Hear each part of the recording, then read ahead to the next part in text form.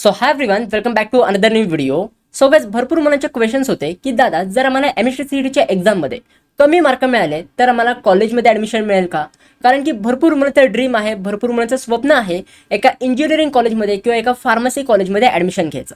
But recently MST सीईटीच्या first attempt complete झाल्यानंतर भरपूर मुलांचा कॉन्फिडन्स कमी झालाय, खूप डिमोटिवेट झालेत आणि त्यांना असे प्रश्न येत आहेत की जर आपल्याला कमी मार्क मिळाले तर आपल्याला कॉलेजमध्ये ॲडमिशन मिळेल का? तर त्यासाठी मी तुम्हाला आजच्या व्हिडिओमध्ये 5 पॉईंट सांगणार आहे आणि हे 5ही पॉईंट तुमच्या ॲडमिशन प्रोसेसच्या वेळी खूप युजफुल असणार आहेत, खूप इम्पॉर्टंट असणार आहेत. तर त्याच्यामुळे आत्ताच हे पॉईंट्स तुम्ही नीट केअरफुली समजून घ्या आणि जर तुम्ही अजून ह्या व्हिडिओला लाईक नसेल केलं तर लवकरात लवकर लाईक करून घ्या. कारण की मी बघतोय की भरपूर मुलं व्हिडिओ बघतात, त्यांना खूप चांगली इन्फॉर्मेशन मिळते, बट ती मुलं लाईक करत नाही. तर त्यामुळे व्हिडिओला लाईक नक्की करा. आणि जर तुम्ही ह्या चॅनलवर नवीन असाल तर नक्की तुम्ही ह्या चॅनलसोबत कनेक्टेड राहा, सबस्क्राईब करून ठेवा. आणि त्यासोबत आपलं एक व्हॉट्सॲप चॅनल आहे, तर हे पण तुम्ही चॅनल जॉईन करून ठेवा. कारण की ह्या चॅनलवर पण मी तुम्हाला भरपूर काही इन्फॉर्मेशन प्रोव्हाइड करणार आहे पूर्ण तुमच्या ॲडमिशन प्रोसेसपर्यंत. तर त्याच्यामुळे ह्या चॅनलची लिंक मी तुम्हाला डिस्क्रिप्शन बॉक्समध्ये प्रोव्हाइड केलेली आहे, हे तुम्ही चॅनल जॉईन करून ठेवा. आता सगळ्यात पहिली गोष्ट, तुमच्या कॅपराऊंड प्रोसेस. तुम्हाला माहिती असेल की तुमची एमएसटी सीईटीची एक्झाम कंप्लीट झाल्यानंतर, म्हणजे रिसेंटली तुमचा फर्स्ट अटेम्प्ट कंप्लीट झाला आहे, बट सेकंड अटेम्प्ट कंप्लीट झाल्यानंतर तुमची एक कॅपराऊंड प्रोसेस सुरू होणार आहे, म्हणजे तुमचे ॲडमिशन प्रोसेस सुरू होणार आहे. आता ह्या कॅपराऊंड प्रोसेसमध्येच ना तुम्हाला भरपूर चान्सेस मिळतात तुम्हाला एका कॉलेजमध्ये ॲडमिशन मिळून घ्यायचं. कारण की लास्ट इयरपासून 4 कॅपराऊंड कंडक्ट व्हायला सुरुवात झाली. त्याच्या आधीपर्यंत फक्त 3 कॅपराऊंड व्हायचे, बट लास्ट इयरपासून थोडे काही रूल्स चेंज झालेत आणि तेव्हापासून 4 कॅपराऊंड कंडक्ट व्हायला सुरुवात झाली. तर हे 4ही कॅपराऊंडनं तुमच्यासाठी एक चान्स आहे की तुम्हाला एका कॉलेजमध्ये ॲडमिशन मिळून घ्यायचं. कारण की कॅपराऊंड 1मध्ये फॉर एक्झाम्पल एका कॉलेजचा कट ऑफ XYZ असेल, ठीक आहे. तर कॅपराऊंड 2मध्ये त्याच कॉलेजचा कट ऑफ थोडाफार कमी होतो, म्हणजे तो कट ऑफ थोडा कमी जातो. कॅपराऊंड 3मध्ये अजून त्या कॉलेजचा कट ऑफ थोडाफार कमी होतो आणि कॅपराऊंड 4मध्ये अजून त्या कॉलेजचा कट ऑफ थोडाफार कमी होत असतो. तर त्याच्यामुळे प्रत्येक कॅपराऊंडमध्ये कॉलेजेसचे कट ऑफ व्हॅरी होतात आणि कॅपराऊंड 2, कॅपराऊंड 3 आणि कॅपराऊंड 4 ह्या कॅपराऊंड्समध्ये कट ऑफ हे थोडेफार कमी कमी होत जातात. तर त्याच्यामुळे इकडे पण तुम्हाला एक चान्स मिळतो की तुम्हाला एका कॉलेजमध्ये ॲडमिशन मिळून घ्यायचं. आणि मी तुम्हाला एक रियालिटी सांगतो की कॅपराऊंडच्या प्रोसेसमध्ये कॅपराऊंड 4पर्यंत काही कॉलेजेस असे पण असतात ज्यांचा कट ऑफ लिटरली 0% जातो. येस, तुम्हाला आता म्हणजे तुम्ही एक हे झालं असाल की यार 0% एवढा कमी कट ऑफ जातो. येस, कॅपराऊंड 4पर्यंत काही कॉलेजेसचा कट ऑफ 0% पण जातो. बट लक्षात घ्या की हे ते कॉलेजेस असतात जे खूप लोअर कॉलेजेस आहेत. म्हणजे जर तुम्ही म्हणत असाल की COEP, VGTI, PSAT अशा टॉप कॉलेजचा कट ऑफ 0% जातो का, तर तसं नाही आहे. टॉप कॉलेजेसचा कट ऑफ कधी पण 0% जातच नाही. बट त्या कॉलेजचा कट ऑफ कमी जातो 0% जे खूप लोअर कॉलेज आहेत. त्याच्यानंतर आहे JEE स्कोर. आता जर तुम्ही असे कॅन्डिडेट असाल ज्यांनी एमएसटी सीईटीची पण एक्झाम दिली आहे आणि JEEची पण एक्झाम दिली आहे, तर तुमच्या JEEचा स्कोर तुमच्या ॲडमिशन प्रोसेसमध्ये खूप उपयोगाला येऊ शकतो. कारण की आपल्या एमएसटी सीईटीच्या ॲडमिशन प्रोसेसमध्ये म्हणजेच आपल्या कॅपराऊंड प्रोसेसमध्ये ऑल इंडिया कोटा असतो, म्हणजे ऑल इंडिया सीट्स असतात ज्याच्यामध्ये JEEच्या स्कोर थ्रू पण ॲडमिशन होत असतं. आणि ह्याच्यामध्ये 15% सीट रिझर्वड असतात. म्हणजे फॉर एक्झाम्पल एका कॉलेजमध्ये 100 सीट्स आहेत, एका कॉलेजमध्ये 100 इंटेक कॅपॅसिटी आहे, तर त्याच ह्याच्यामध्ये 15% सीट हे JEEच्या मुलांसाठी रिझर्वड असतात, ऑल इंडिया कोटासाठी हे रिझर्वड असतात. तर त्याच्यामुळे JEEचा स्कोर तुम्हाला खूप उपयोगाला येऊ शकतो. आणि ह्याच्यामध्ये जर एखाद्या कॉलेजमध्ये जर तुम्हाला एमएसटी सीईटीच्या एक्झाम थ्रू, एमएसटी सीईटीच्या स्कोर थ्रू ॲडमिशन मिळत नसेल आणि जर तुम्ही JEE थ्रू पण तुम्ही ॲडमिशन प्रोसेसमध्ये पार्टिसिपेट करत असाल, तर त्या केसमध्ये तुम्हाला JEE थ्रू पण ते कॉलेज मिळू शकतं. कारण की JEE थ्रू काही कॉलेजेसचा कट ऑफ हा कमी जात असतो. तर त्याच्यामुळे तुमचा JEEचा स्कोर पण तुम्हाला खूप उपयोगाला येणार आहे. आता तुम्हाला JEE थ्रू तुम्हाला ॲडमिशन प्रोसेसमध्ये कसं अप्लाय करायचं आहे, हे तुम्हाला प्रोसेस कशी करायची आहे, हे सगळं मी तुम्हाला येणाऱ्या व्हिडिओमध्ये तुमच्या ॲडमिशन प्रोसेसमध्ये मी तुम्हाला पूर्ण एक्सप्लेन करणार आहे. तर त्याचे तुम्ही आता काही पण टेन्शन घेऊ नका, जस्ट तुम्ही आपल्या चॅनलसोबत कनेक्टेड राहा, सबस्क्राईब करून ठेवा. आता नेक्स्ट आहे कॅटेगरी बेनिफिट्स. जर तुम्ही कुठल्याही रिझर्व कॅटेगरीमध्ये येत असाल, म्हणजे for example OBC, SC ST, VJNT, SCBC अशा कुठल्याही रिझर्व कॅटेगरीमध्ये येत असाल, तर तुम्हाला कॅटेगरी बेनिफिट्स खूप काही मिळणार आहेत. कारण की तुमच्या ॲडमिशन प्रोसेसमध्ये सीट रिझर्वेशन असतं, म्हणजे तुमच्या पर्टिक्युलर कॅटेगरीसाठी काही पर्सेंट ऑफ सीट रिझर्वड असतात आणि त्याच्यामुळे पर्टिक्युलर कॅटेगरीचा कट ऑफ काही पर्सेंटनी कमीसुद्धा जात असतो. आता किती पर्सेंट सीट रिझर्वड असतात, तर त्याचे ह्या त्या सीट्सनी ऑफिशियली ह्या ते चार्ट प्रोव्हाइड केलेला आहे. म्हणजे लास्ट इयरला एक इन्फॉर्मेशन ब्रॉशर रिलीज झालं होतं, तर त्याच्यामध्ये सगळे तुम्हाला डिटेल्स दिलेले असतात की किती पर्सेंट सीट कॅटेगरीसाठी रिझर्वड असतात. तर त्याच्या थ्रूच मी हे ते स्क्रीनशॉट हे ते अटॅच केलेलं आहे. जसे की तुम्ही ते चेक करू शकता. SC कॅटेगरीसाठी इथे सगळ्यात पहिले SC कॅटेगरी दिलं आहे, तर SC कॅटेगरीसाठी 13% सीट हे ते रिझर्वड असतात आणि SC कॅटेगरीचा कट ऑफ पण बऱ्यापैकी कमी जात असतो. त्याच्यानंतर ST कॅटेगरीसाठी पण 7% सीट रिझर्वड असतात. ST कॅटेगरीचा पण कट ऑफ बऱ्यापैकी कमी जात असतो. म्हणजे एखाद्या कॉलेजचा कट ऑफ 99% जात असेल, तर त्याच कॉलेजमध्ये ST कॅटेगरी थ्रू तुम्ही त्याच कॉलेजमध्ये 97 किंवा 96% पण ॲडमिशन घेऊ शकता. हे मी जस्ट तुम्हाला एक्झाम्पल देतोय, कारण की ST कॅटेगरीचा कट ऑफ खूप कमी जातो. तुम्ही जर कट ऑफ लिस्ट चेक केलीत ना, त्याच्यामध्ये तुम्हाला समजेल. कट ऑफ लिस्ट तुम्ही कुठे बघू शकता, तर आपल्या वेबसाईटवरती मी कट ऑफ लिस्ट प्रोव्हाइड केलेली आहे. डिस्क्रिप्शन बॉक्समध्ये मी तुम्हाला लिंक प्रोव्हाइड करेन, तर त्या लिंकवर क्लिक करून तुम्ही directly cut off list check करू शकता. सगळे महाराष्ट्र थ्रू किंवा ऑल इंडिया कॅन्डिडेटचे सगळे कट ऑफ लिस्ट मी त्या ठिकाणी तुम्हाला प्रोव्हाइड केलेले आहेत. त्याच्यानंतर VJ&T कॅटेगरी, VJ/DT ह्या ते NTA कॅटेगरीसाठी 3% सीट हे ते रिझर्वड असतात. NTB कॅटेगरीसाठी 2.5% सीट रिझर्वड असतात. NTC कॅटेगरीसाठी 3.5% सीट रिझर्वड असतात. NTD कॅटेगरीसाठी 2% सीट रिझर्वड असतात. जर तुम्ही OBC कॅन्डिडेट असाल, जर तुम्ही OBC कॅटेगरीमध्ये बिलॉंग करत असाल, तर तुमच्यासाठी 19% सीट हे ते रिझर्वड असतात. आणि जर तुम्ही SCBC कॅन्डिडेट असाल, म्हणजे जर तुम्ही मराठा कॅन्डिडेट असाल, तर तुमच्यासाठी SCBC सर्टिफिकेट असणं गरजेचं आहे. तुम्ही EWS थ्रू अप्लाय नाही करू शकत. लक्षात घ्या की जर तुम्ही मराठा कॅन्डिडेट असाल, तर तुमच्यासाठी हे ते SCBC आहे, तर त्याच्या थ्रू तुम्हाला अप्लाय करायचं आहे. तर SCBCसाठी 10% सीट हे ते रिझर्वड असतात. तर तुमच्या सीट रिझर्वेशनमुळे पण बऱ्यापैकी कट ऑफ कमी जात असतो आणि ह्याच्यामध्ये कॅटेगरी बेनिफिट्समध्ये तुम्हाला फी कन्सेशन पण बऱ्यापैकी मिळतं.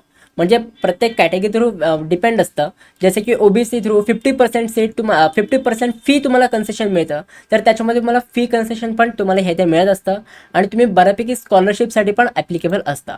आता कुठल्या स्कॉलरशिपसाठी ॲप्लिकेबल असतात, तुम्हाला फी कन्सेशन किती मिळतं, हे सगळं मी तुम्हाला येणाऱ्या वेळामध्ये एक्सप्लेन करेन. त्याचं तुम्ही काही पण टेन्शन नका घेऊ. तर त्याच्यानंतर आहे टाईप्स ऑफ ॲडमिशन्स.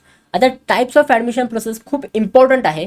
बऱ्याच मुलांना ॲडमिशन प्रोसेसच्या टाईप्सच माहिती नसतात, कारण की मुलांना वाटतं की MSc CETची एक्झाम झाल्यानंतर फक्त आपल्याला कॅपराऊंडच आहे, कॅपराऊंड थ्रूच आपल्याला ॲडमिशन मिळालं तर ठीक, नाहीतर आपल्याला पुढे ड्रॉप घ्यावं लागेल किंवा आपल्याला चांगल्या कॉलेजमध्ये ॲडमिशन मिळूच नाही शकत, असं भरपूर मुलांना वाटतं.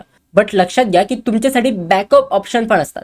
आतापर्यंत तुम्हाला काय माहित होतं की तुमच्यासाठी फक्त कॅपराऊंड प्रोसेस आहे. हे तुमच्यासाठी 4 कॅपराऊंड आहेत. कॅपराऊंड 1, कॅपराऊंड 2, कॅपराऊंड 3 अँड कॅपराऊंड 4. हे 4 कॅपराऊंड आहेत. ह्याच्या थ्रू तुम्हाला ॲडमिशन मिळत असतं. बट तसं नाही आहे, तुमच्यासाठी बॅकअप ऑप्शन पण असतात. कॅपराऊंडची प्रोसेस कंप्लीट झाल्यानंतर तुमची एक नॉन कॅप प्रोसेस होते, म्हणजे ज्याला आपण अकॅप प्रोसेस बोलतो, अगेन्स्ट कॅपराऊंड प्रोसेस. काही मुलांना स्पॉट राऊंड सुद्धा बोलतात. तर तुमच्याकडे नॉन कॅपराऊंड प्रोसेस पण असते, ज्याच्या थ्रू पण तुम्ही ॲडमिशन घेऊ शकता. आणि ह्या नॉन कॅप प्रोसेसमध्ये बऱ्यापैकी कॉलेजेसचा कट ऑफ कमी जात असतो. म्हणजे जेवढा कट ऑफ कॅपराऊंडमध्ये ड्रॉप होत नाही, त्याच्यापेक्षा काही जास्त कट ऑफ नॉन कॅप प्रोसेसमध्ये पण कमी होत असतो. बट जर तुम्हाला वाटत असेल की 50, 60, 70% कट ऑफ कमी होत असतील, तर तसं नाही. एवढे कमी नाही होत, बट बऱ्यापैकी कमी होत असतात. बट भरपूर मुलांना ह्या प्रोसेसबद्दल माहितीच नसतं.